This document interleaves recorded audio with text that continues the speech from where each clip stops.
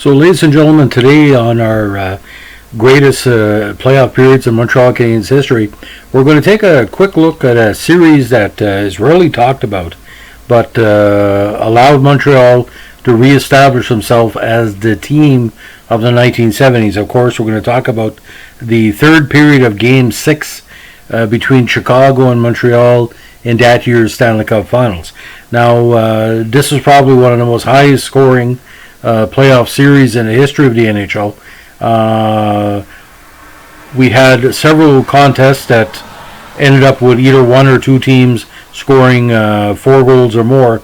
Now, Game 6 was set up by Montreal taking the first 2 games at home 8-3 and 4-1. Chicago won 7-4 at home to make a possible tie of the series available in Game 4 in Chicago, but Montreal won that contest 4-0. And in one of the most interesting high-scoring playoff games of all time, Chicago outlasted Montreal 8-7 in the Montreal Forum to put off the Stanley Cup championship for at least one game.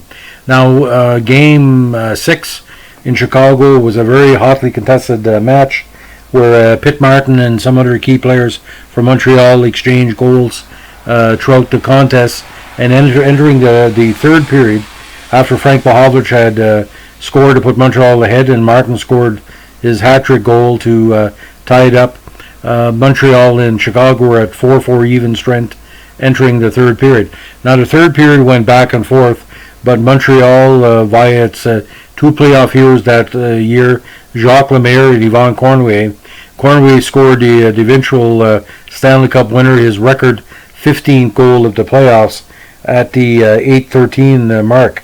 And Montreal established dominance in the next 4 minutes, and eventually Mark Tardif, in his last game in Montreal after jumping to the WHA next year, scored on a feed from Cornway and Lemaire at 12:42 on the power play. Now, this contest was a last gasp for a lot of players for Montreal. Réjean Houle and Tardif left after the season. Some other the key players as well. But what was quite interesting, Chicago and Montreal were always great defensive teams, but for some reason this series, when you have as many goals that were scored in it, like the first 2 games in Montreal, 16 goals between the 2 teams. The next 2 games in Chicago was 15 goals between the 2 teams, and 15 goals between the quads in Game 5, and then 10 goals in Game 6.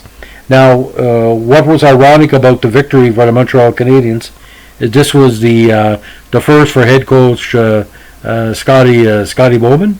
Eventually, also was another Stanley Cup for captain Henri Richard, and some new players also won their first cup, including Murray Wilson and Michel Place, who was the backup to Montreal that year.